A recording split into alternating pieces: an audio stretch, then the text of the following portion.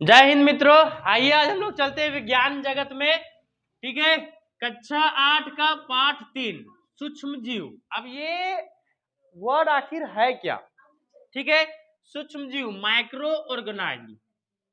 Micro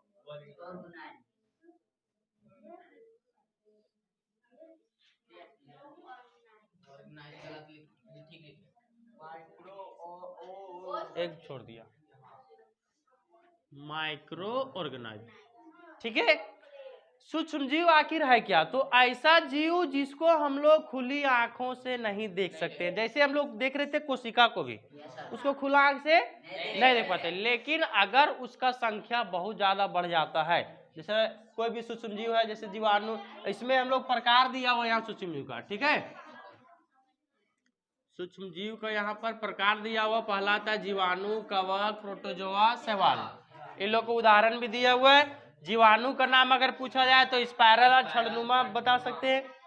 कवक का नाम पूछा जाए तो राइजोपस और पेनिसिलियम। प्रोटोजोआ में अमीबा और पैरामीशियम। शैवाल में क्लाइडोमोनास और स्पाइरो वगैरह। ठीक है, अगर इन लोग का संख्या बढ़ता है तब हम लोग खुला आंख से देख सकते हैं। लेकिन अगर बोलेगा कि एक कवक देख के बताओ या तो एक प्रोटोजोआ देख के बताओ तो फिर नहीं दिखेगा। ठीक है, दूरबीन से नहीं, सूक्ष्मदर्शी यंत्र से हम लोग देख सकते हैं। दूरबीन में उतना पावर वाला लेंस नहीं लगा रहता है। ठीक है, अच्छा एक चीज, हम लोग ये सूक्ष्म जीव पाएंगे किधर किधर देख पाएंगे इसको? है ना, तो सूक्ष्म जीव सभी जगह मिलता है, चाहे वो निर्जीव वस्तु हो या सजीव वस्तु हो। हर एक चीज में, या भी हमारा मुंह में भी होगा, हमारा नाक में भी होगा, हाथ वाथ सब जगह होगा। लेकिन अब हम लोग देखो, सूक्ष्म जीव नाम से ही जानते हैं कि ये थोड़ा सा नुकसानदेह होगा, लेकिन ऐसा नहीं है। कुछ सूक्ष्म जीव लाभदायक भी होता है और कुछ सूक्ष्म जीव हानिकारक होता है। तो आज हम लोग देखेंगे सबसे पहले लाभदायक के बारे में। तो कौन कौन सा सूक्ष्म जीव होता है जो हम लोगों के लिए लाभदायक होता है। ठीक है, तो सबसे पहले सूक्ष्म जीव और हम लोग और सूक्ष्म जीव दोनों में क्या कॉम्बिनेशन है, क्या रिलेशन है, सबसे पहले ये हम लोग जानेंगे। चलिए, तो सूक्ष्म जीव बना कहाँ कहाँ यूज होता है जरा हम लोग देख लेते हैं। लाभदायक में तो हम लोग बनाते हैं जैसे जलेबी। क्या बनाते हैं जी? जलेबी बनने में भी सूक्ष्म जीव का बहुत बड़ा हाथ होता है। जलेबी बनते हुए देखा है तुम लोग? उसको एक दो दिन पहले उसको पानी में भिगोया जाता है कि नहीं? अच्छा, जब हम लोग ब्रेड बनाते हैं तो ब्रेड बनने में भी देखो, रोटी बनाते तो फूल जाता है कि नहीं? बीच में गैपिंग देखोगे तो उसको फुलाने में भी कौन मदद करता है? हमारा सूक्ष्म जीव मदद करता है। अच्छा, idli, cake, alcohol, idli, cake, alcohol, दही। अच्छा, दूध से दही बनने में भी सूक्ष्म जीव बहुत ज्यादा मदद करता है।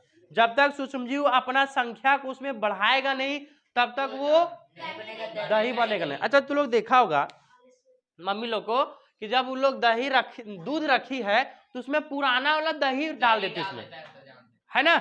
जब तक पुराना वाला डालेगा नहीं तब तक वो नहीं हो पाता है ना? तो सूक्ष्म जीव क्या है कि उसमें पुराना वाला दही में ऑलरेडी उसमें मौजूद है। अब उसको मान लो हम लोग दूध में डाल दिए तो अपना संख्या को क्या करेगा, और जितना सारा दूध है उसको क्या कर देगा, दही बना देगा। समझ में आया? और जहां अपना संख्या को नहीं बढ़ा पाया तो वो दूध का दूध ही रह जाएगा। लेकिन पुराना वाला दही डाला कि उसमें वो अपना संख्या बढ़ा लिया, तो दही बनाने में मदद किया कि नहीं किया? अच्छा, अल्कोहल बनाने में, दारू बनाने में, इसको तो तुम लोग भली बातें जानता होगा कि सबसे पहले उसको 2-3 दिन पहले उसको भिगोया जाता है ना? तब जाकर के उसको बनाया जाता है। तो उसको भिगोने में मदद करता है हमको कौन? सूक्ष्म जीव। अच्छा, ब्रेड तो देख लिए। इडली जब बनाते हैं हम लोग तो इडली बनाने में भी हमारा वो जो है सो सूक्ष्म मदद करता है। जिस तरह से ब्रेड बनाते थे वैसे ही केक भी बनाने में मदद करता है। केक भी देखता होगा उसको फूला हुआ रहता है ना? तो अंदर में गैपिंग के लिए सूक्ष्म जीव हेल्प करता है। इतना तरह से हेल्प किया, अभी और हेल्प करेगा। चलो, तभी देखे कि सूक्ष्म जीव हम लोग हर जगह मौजूद होता है, चाहे वो पूरा गर्म से गर्म वाला जगह क्यों ना हो। हमारा रेगिस्तान है तो भी वहाँ सूक्ष्म जीव मिलेगा। अगर हमारा बर्फ वाला रेगिस्तान है, हाँ, सभी जगह देख रहे हैं कि बर्फ ही बर्फ है, वहाँ भी सूक्ष्म जीव मिलेगा। अगर सिर्फ पानी वाला इलाका में जाएंगे, सिर्फ पानी पानी रहेगा, वहाँ भी सूक्ष्म जीव रहेगा नहीं, वो वैसा ही मिलेगा वहां पर जहां पर उसको क्लाइमेट सुटेबल मिलेगा। ठीक है, जैसे हम लोग देखो पोलर बियर अक्सर जो है सो बर्फीला इलाका में रहता है। पेंगुइन हमारा पानी वाला इलाका में रहता है, बर्फीला इलाका में रहता है। तो जो जहां इधर ले आएंगे तो मर जाएगा, क्योंकि उसके लिए क्लाइमेट सुटेबल नहीं है। तो उसी तरह जिस तरह का क्लाइमेट सुटेबल रहता है उन लोग के लिए वैसा वहां पर पाया जाता है।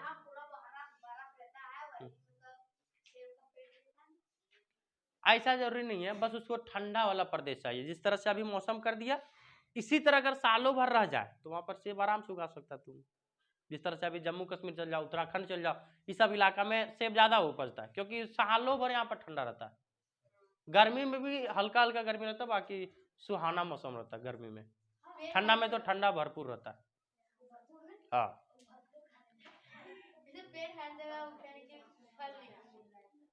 हाँ, ये भी है कि पेड़ तो मान लो तुम उगा लेगा, मान लो अभी वो उगा लिया, लेकिन उसको सुटेबल क्लाइमेट नहीं मिलेगा, फल नहीं देगा, तो फायदा क्या हुआ? हाँ, फरदा है रे, कितना बड़ा हो गया? आम जितना इतने? अरे और बढ़ने दो ना, देखो अगर हाँ हाँ देखो।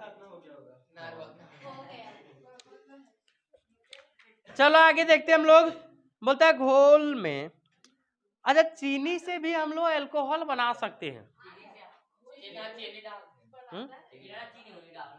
डालता है चीनी कि गुड़ डालता है? दोनों डालता है कभी कभी, मतलब अभी डालेंगे हम ठंडा में, गर्मी में डालेंगे। हाँ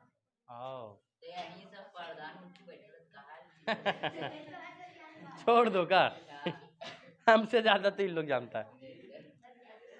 चलो तो चीनी के अल्कोहल में बदलने की क्रिया को किण्वन कहा जाता है। देखो चीनी से अगर सीधा दारू बन जाता है, चीनी से क्या बन गया? अल्कोहल।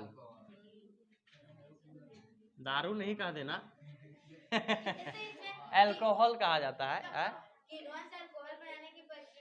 नहीं, चीनी से अल्कोहल बनाने की प्रक्रिया को क्या कहते हैं? उस प्रक्रिया को हम लोग किण्वन कहते हैं। ये क्वेश्चन आता है तुम लोगों का 1 नंबर। हाँ, एक क्वेश्चन और आता है कि सूक्ष्मजीव कहाँ पाया था? तो सूक्ष्मजीव सभी जगह, एक ऑप्शन रहेगा सभी जगह का, नहीं रहेगा पानी में, वायु में, जमीन पर, या सभी जगह। तो सभी जगह। चलो तो किण्वन का खोज कौन किया था बाबू? लुई पास्चर 1857 ईस्वी में। लुई पास्चर 1857 ईस्वी में खोज किया था किसका? किण्वन का प्रक्रिया, कि चीनी से हम लोग अल्कोहल बना सकते हैं, इस प्रक्रिया को वो किण्वन नाम दिया, और वो खोज किया था 1857 में। अल्कोहल, हाँ सारा अल्कोहल बनता है, अपने से कहाँ से निकलेगा? जमीन से पेट्रोल जैसा थोड़ी निकलता है। हाँ जमीन से नहीं निकलता, लेकिन जमीन से निकलता है। समुंदर में अंदर पानी जाएगा, पानी के अंदर जाएगा तब जमीन मिलेगा, उस जमीन को गड्ढा करेगा तब निकलता है। अब यहाँ गड्ढा करेगा तो यहाँ नहीं निकलेगा, यहाँ पानी निकल जाएगा। सर एक बात बताइए, गड्ढा करेगा तो वहाँ पानी कैसे निकलेगा? एक पाइप डालेगा, देखो क्या करता है, मैं बता रहा। देखो मान लो ये पानी है और यहाँ जमीन है, तो यहाँ से पाइप डाला, जमीन के अंदर पूरा डाल दिया। अब इसके अंदर जितना सारा है मिट्टी वगैरह, पानी वगैरह सब निकाल दिया, समझा? तो पूरा खाली हो गया। अब यहाँ तो पूरा खाली हो गया, अब खाली हो गया तो इससे हम लोग आराम से निकाल सकते हैं। लेकिन थोड़ा सा मुश्किल होता है वहां पर फैक्ट्री लगाना। पानी में तुम कैसे लगाएगा, उतना बड़ा बड़ा मशीन कैसे लगाएगा बताओ, वो थोड़ा सा मुश्किल होता है। समझा? क्या समझा?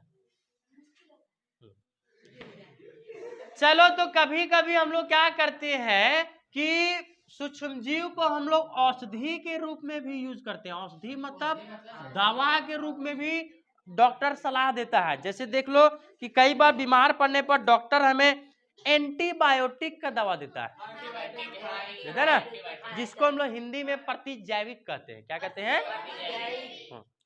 तो एंटीबायोटिक की गोली या कैप्सूल देता है। यह प्रतिजैविक एक प्रकार के रासायनिक पदार्थ है जिनका निर्माण सूक्ष्मजीव के द्वारा ही होता है।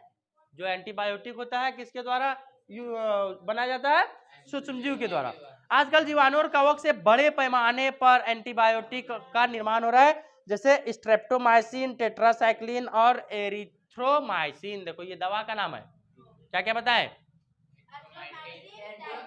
स्ट्रेप्टोमाइसिन, टेट्रासाइक्लिन और एरिथ्रोमाइसिन। ये सब दवा का रूप है, जो दवा का ही प्रकार है, जो कि एक एंटीबायोटिक दवा है। ठीक है, तो लो डॉक्टर बनेगा तब हमको और दवा का नाम बताना। ठीक, हाँ। अच्छा एक बात देखो, ध्यान दो जी, जब मलेरिया तो लगभग हुआ होगा सबको, तो डॉक्टर के पास जब हम लोग जाते हैं तो वो हम लोग को 3, 4, 5, 6 बार सुइया देने के लिए बुलाता है, या तो एंटीबायोटिक लेने के लिए कहता है ना? ऐसा क्यों? तो क्या होता है, एक बार में एंटीबायोटिक काम नहीं करता है, तो इसलिए 3, 4 बार क्या होता है, लेने के लिए बुलाता है। लेकिन हम लोग क्या करते हैं, एक बार दिया ठीक हो गए, अरे अब काहे पैसा खर्चा करने जाएंगे यार, तो हम लोग नहीं जाते हैं। हाँ, तो वैसा नहीं है। मलेरिया टाइफाइड ऐसा है ना कि एक बार एंटीबायोटिक दिया ठीक हो गया, फिर अगर नहीं छोड़ दिया, तुम एंटीबायोटिक लेना छोड़ दिया ना, तो फिर से बुखार आ जाएगा। तो इसलिए लगातार 3, 4, 5 बार बुलाता है।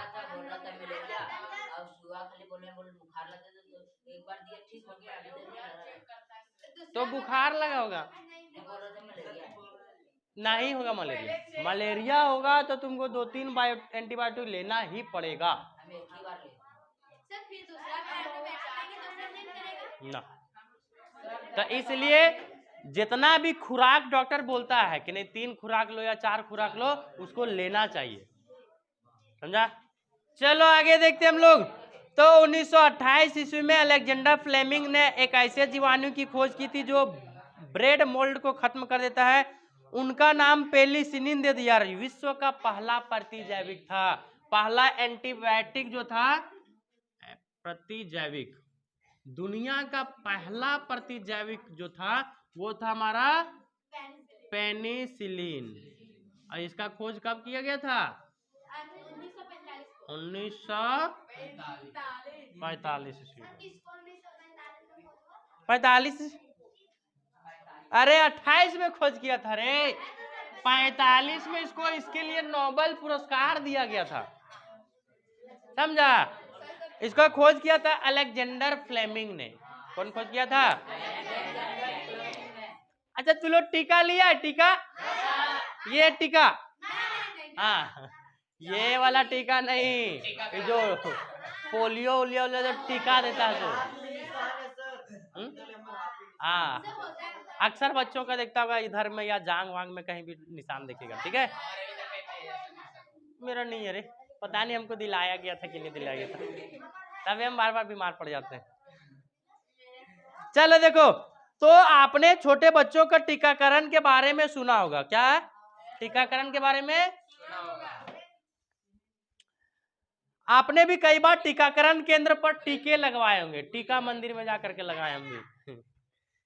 शिशु एवं बच्चों का टीका क्यों लगाया था? अच्छा तुम लोग बता सकता है कि काहे हम लोग टीका लगाते हैं?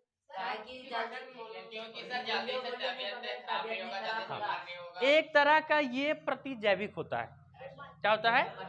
प्रतिजैविक। बच्चों को बीमार होने की संभावनाएं कम होती है और बीमारियों से लड़ने की क्षमता को बढ़ा देता है, इसलिए टीका अवश्य लगवाना चाहिए।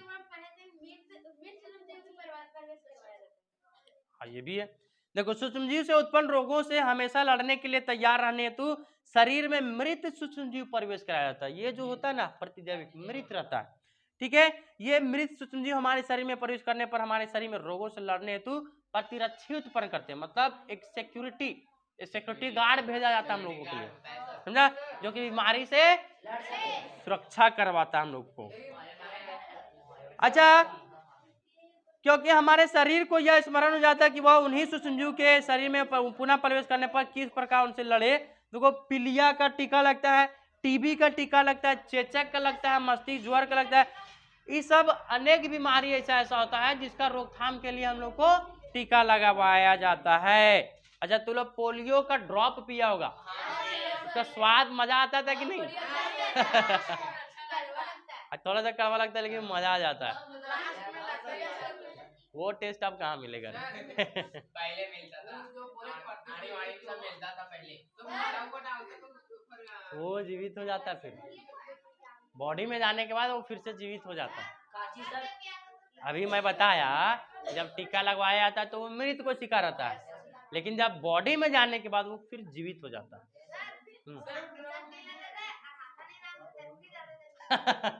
नहीं रांग देता अब।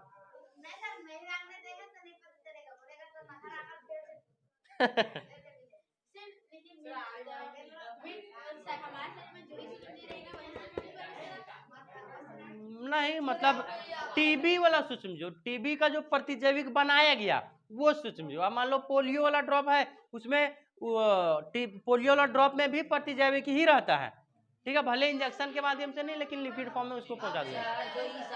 ऐसे नहीं आता रे, बच्चा रहेगा तब नहीं आएगा जी, बुढ़वन की जाएगा देवेले। कहाँ बच्चा है? कहाँ बच्चा है बताओ? तब बच्चा रहेगा तब नहीं आएगा, किसी का बच्चे नहीं आ रहे। एक बार बोलेगा थोड़ी सुनेंगे। उसमें एनर्जेटिक वाला, एनर्जी फील कराने वाला। हाँ रे, इन लोगों ध्यान मानेंगे जब, एक तो आती है नहीं तू लोग।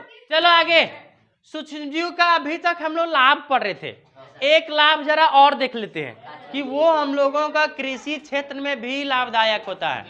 कृषि क्षेत्र मतलब फसल वगैरह उगाने में, ठीक है। देखो तो कुछ नीले हरे शैवाल वायुमंडलीय नाइट्रोजन का स्थिरीकरण। अच्छा, मैं बताया था कभी जब कृषि के बारे में पढ़ा रहा था, तो अरहर का जो पौधा होता है या चना का पौधा होता है, उसको उखाड़ना, एक छोटा छोटा गांठ दिखेगा, ठीक है, छोटा छोटा गांठ दिखेगा उन लोग का जड़ में, तो वहां पर लोग नाइट्रोजन को स्थिर करके रखता है ना। लाल का जड़ भी होता है, हाँ, अक्सर दाल वाला पौधा में होता है, चिनिया बादाम वाला भी पौधा देखेगा उसमें भी होगा, ठीक है। तो ये सूक्ष्मजीव जो है सो नाइट्रोजन को स्थिर करके पौधों को लाभदायक पहुंचाने में मदद करता है।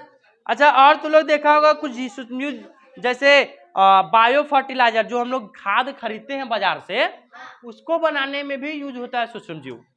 एवं बायो पेस्टिसाइड, अच्छा, जो पीड़कनाशी होता है, पीड़कनाशी मतलब जो दवा हुआ हम लोग छिड़कते हैं, उसको भी बनाने में सूक्ष्मजीव लाभदायक होता है, ठीक है। कहाँ कहाँ बता दिए, एक तो नाइट्रोजन स्थिरीकरण में, दूसरा हो गया जैविक खाद में, और तीसरा हो गया जो पीड़कनाशी होता है, दवा होता है, उसको बनाने में। हाँ, अब हम लोग देखेंगे जरा सूक्ष्मजीव हमारे शत्रु, शत्रु मतलब हमारे दुश्मन। चलिए देखिए, अब हम लोग देखेंगे सूक्ष्मजीव हमारे शत्रु मतलब किस तरह से हम लोगों को नुकसान पहुंचाता है। जैसे हम लोग कोई भी खाना रख देते हैं तो 1-2 दिन में खराब हो जाता है कि नहीं। कुछ कुरकुरे वगैरह रख दिए तो फिर खोल के रख देते हैं तो वो भी 1-2 दिन में खराब हो जाता है। तो ये खराब हो रहा मतलब नुकसान नहीं कर रहा है, फायदा तो पहुंचा नहीं रहा है। अच्छा, इतना नुकसान पहुंचाने के बाद भी कुछ कुछ ऐसा रहता है जो कि हम कुछ ऐसा सूक्ष्मजीव रहता है जो हम लोग को बीमार बना देता है, ठीक है। जैसे टीबी हो गया, सर्दी जुकाम हो गया, चिकन पॉक्स हो गया, ये सब जानते हैं तू लोग। सर्दी जुकाम एक को हुआ, उससे उसके संपर्क में आने से दूसरा को गया, तो ये कैसे आया? सूक्ष्मजीव के माध्यम से। किसके माध्यम से आया? तो ऐसे बीमारी को हम लोग बोलते हैं संचरणीय रोग। क्या बोलते हैं? संचरणीय रोग मतलब एक दूसरे से फैलने वाला बीमारी, कम्युनिकेबल डिजीज, ठीक है। जैसे में क्या क्या आएगा? टीबी, सर्दी, खांसी, चिकन पॉक्स, जो छोटा चेचक होता है उसको लोग माता जी कहते हैं। हाँ, देखो एक रिपोर्ट के अनुसार कि यहाँ पर हर साल जो है तो टीबी से 10 लाख आदमी मर जाता है। टीबी से। बीमारी से सर हम हाँ। जानते हैं। अच्छा, टीबी बीमारी है क्या? जो ज्यादा टीवी देखता है ओकरे बीमारी है। नहीं नहीं नहीं, देखो कैंसर है। कभी कभी खांसते रहते हैं ना, तो खांसी ठीक नहीं करवा जाता है तो 1 सप्ताह के बाद उसको टीबी पकड़ने का लक्षण बढ़ने लगता है। तो जब भी कभी खांसी हो तो उसका जल्द से जल्द इलाज करवाना चाहिए। हैं? सर्दी नहीं, वो तो आम बीमारी है, नॉर्मल बीमारी है, 2-4 दिन में खत्म हो जाता है। सर ठंडवा में आ जाते सब लोग। हाँ, लेकिन खांसी जो है सो एकदम बहुत ज्यादा दिन तक नहीं रखना चाहिए।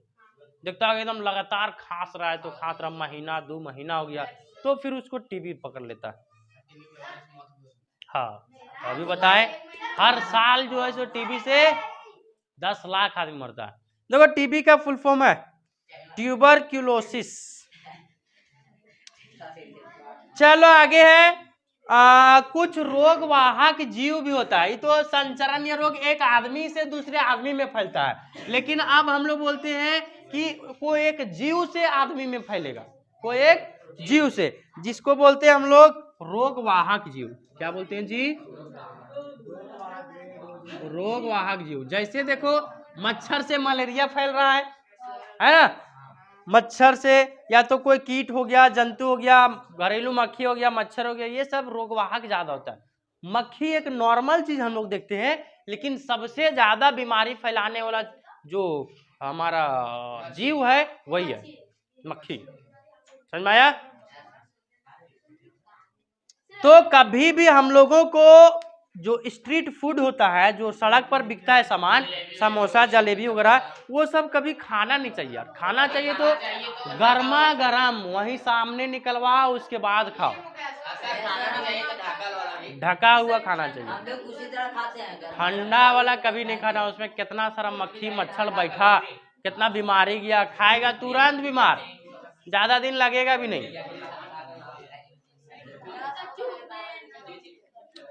है।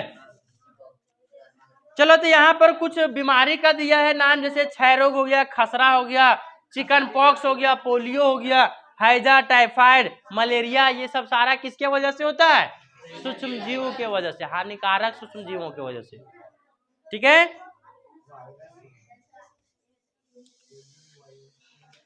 तो अभी हम लोग देखें कि भोजन हमारा खराब हो जाता है, और खराब होने का वजह है हमारा सूक्ष्म जीव। तो खराब होने से बचाने का भी तो उपाय होगा कुछ, कि नहीं होगा? बिल्कुल होगा। तो हम लोग देखते हैं कि कुरकुरे जब हम लोग खरीदते हैं, क्या खरीदते हैं, तो उसका जो पैकेट रहता है वो फूला हुआ रहता है, खोलते हैं तो 2-4 को निकलता है, बड़ी गाली देने का मन करता है। 2-4 को देना ही था तो छोटा पैकेट में देता, उतना बड़ा लालच कर करके दे दिया, अंदर में खोले 2-4 को निकला केवल। चिप, अरे सबसे ज्यादा गाली देने का मन उसी को करता है। वो जो लेज कंपनी होता है ना, उसमें देखना सही से एक आलू काट के नहीं देता उसमें, समझा? मात्र गिन के तुमको 4 चकता देगा काट के, बस। ये छोटका आलू रहता है ना, उसको भी पूरा काट के नहीं, बस 4 को तुमको गोले गोले दे देगा, उतने में तुमको 5 रुपया ठग देगा।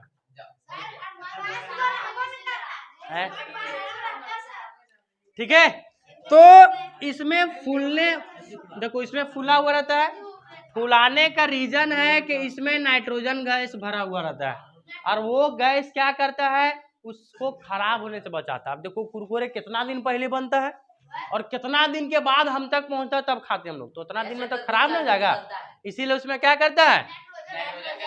तो जब मक्का जब भूलता होगा तो देखता होगा पहला दिन में मजा आता है, खुटखुट कटकुट करके करता होगा, अगला 2 दिन के बाद खाएगा तो मसुआ जाता है ना, खाने में ठीक नहीं लगता जब मसुआ जाता तो वो इसलिए हो जाता है क्योंकि उसमें सूक्ष्मजीव लग जाता है, और वो हाँ कभी खुला वाला कुरकुरे खरीदना तो वो भी उसी तरह हो जाता है। तो इसीलिए हम लोग क्या करते हैं, अचार तो तू लोग जानता है, बड़ा मीठा लगता है, खट्टा टेस्टी, मुंह में तो पानी सबका आया होगा। तो इसको क्या करते हैं, अचार को खराब होने से बचाने के लिए इसको तेल में डुबो करके रख देते हैं। किस में रख देते हैं जी? तेल में डुबो कर रख देते हैं। ठीक है, इस तरह से बहुत सारा ऐसा हम लोगों के पास उपाय है जिसको हम लोग खाना को बचा करके रख सकते हैं। जैसे देखो, किसी किसी में नमक डाल करके उसके बाद उसको रख देते हैं, तब खराब नहीं होगा। किसी किसी में चीनी डाल करके रख देंगे तब खराब नहीं होगा। अच्छा, चीनी डाल के किस में रखेंगे? जेली वाली तो लोग खाया है, जैम खाया है, जैम सॉस लाल वाला प्रचार उचार में देखा था। हाँ, तो उसमें क्या कहता है, चीनी डाल देता है। चीनी डालने से खराब नहीं होता है। अच्छा, अचार हो गया या मछली हो गया, मांस हो गया, इसमें नमक डाल मिला लगा करके रख दो, 2-3 दिन तक आराम से रह जाएगा। हल्दी और नमक दोनों रहता। अच्छा, किसी किसी में हम लोग तेल डाल देते हैं, जैसे फल सब्जी मांस मछली सब में तेल में डुबो कर रख देंगे, खराब नहीं होगा। अच्छा, एक और नियम आता है, तो लोग देखा होगा दूध वाला पैकेट, देखा दूध, इसको क्या किया है तो पता है? हाँ, ये भी फटता नहीं रे, वो पाउडर नहीं, वो पैकेट वाला सुधा दूध मेधा दूध जो आता सो, इसको क्या किया जाता पता है? सबसे पहले इसको गर्म कर दिया जाता है। जैसे मान लो यहाँ से खरीदे, किसी के यहाँ से खरीदे, उसको गर्म किए और अचानक फिर उसको ठंडा कर दिया था, गर्मे गर्म उसको फ्रिज में रख दिया। देखता होगा वो लोग जब पैकेट दूध निकालते हैं तो फ्रिज से निकालता है, रीजन उसको खराब होने नहीं देता। समझ में आया? तो क्या करता है, उसको गर्म किया और फ्रिज में डाल दिया पैक करके, उसके बाद वो खराब नहीं होगा, 2-3 दिन तक आराम से वो रह सकता है। 2-3 दिन से ज्यादा अगर हो गया तो फिर खराब हो जाता है। ठीक है, तो इसको हम लोग बोलते हैं पाश्चुरीकरण। क्या कहते हैं जी?